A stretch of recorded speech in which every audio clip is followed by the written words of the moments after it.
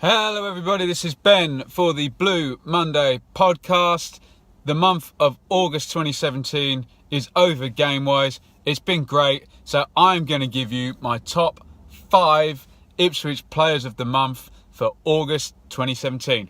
At number 5, I have gone for Jordan Spence. He has played every minute and he hasn't gone to fullback or wingback at all for the whole month. He started off as a right-sided centre-back in the first game, and then pretty much from then on he's been either in that position or shifted across, and also the past 2 games in the fabled back 4 of fullbacks. It feels like he's really gone from being another freebie mix signing from Milton Keynes on a semi-permanent contract to one of our own, to that last-minute winner against Millwall, to actually respected as a proper Ipswich Town first-team player. At number 4, I have gone for David Mcgoldrick. He didn't start the season. He wasn't in the team. He comes in against Luton in the Carabao Cup, scores twice. He's back on the bench.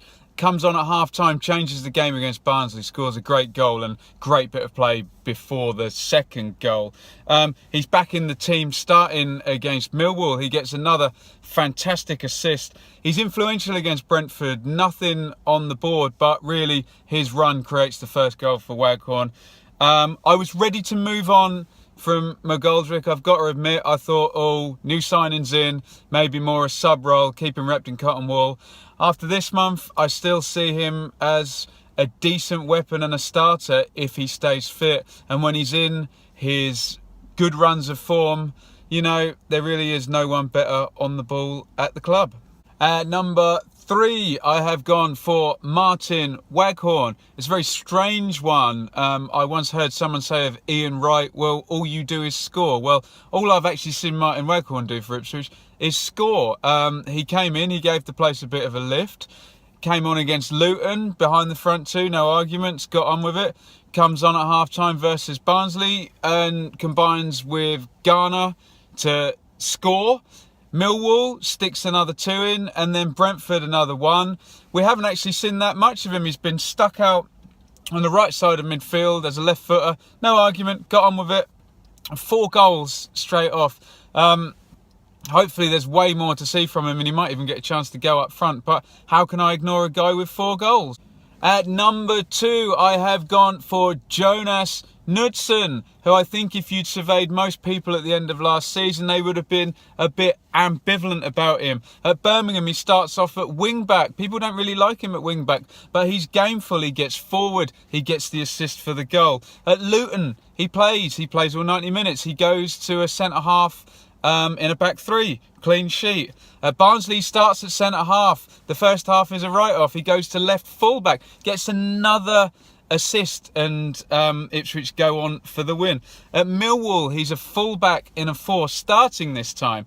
He is really good in the second half during that onslaught of direct football and long balls. At Brentford, he's in the fabled back 4 of fullbacks again. And he really steps up, playing the kind of Chambers talking role. And we keep a clean sheet, and at the end he's doing all sorts of fist bumps. Okay, Fulham was tricky, but he did not disgrace himself. And I think the big thing as well, no more long throws and some really actually quite nice diagonal passing out to Iorfa from the centre-half position. I don't know if this is a permanent change, whether Mix happened upon something, but I think add this to his 2 goals against Norwich last season. He's well thought of and he's had a really good month. And my number 1 player of the month for Ipswich for the month of August 2017, I have gone for Joe Garner. I think even before he stepped onto the pitch, the idea that we'd signed a forward who's going to be our main guy, people wanted that money for Murphy spent. They wanted Murphy, quote, replaced. Well, hopefully this guy is the one. Scored on his debut like so many Ipswich players do against Birmingham. Since then, so it's 3 goals and a great assist at Barnsley for Waghorn. 1 from the outside of the area against Millwall, and the fabled goal line technology goal against Brentford. First time we've seen that. He's played every minute. He wins 6.2 aerials per game.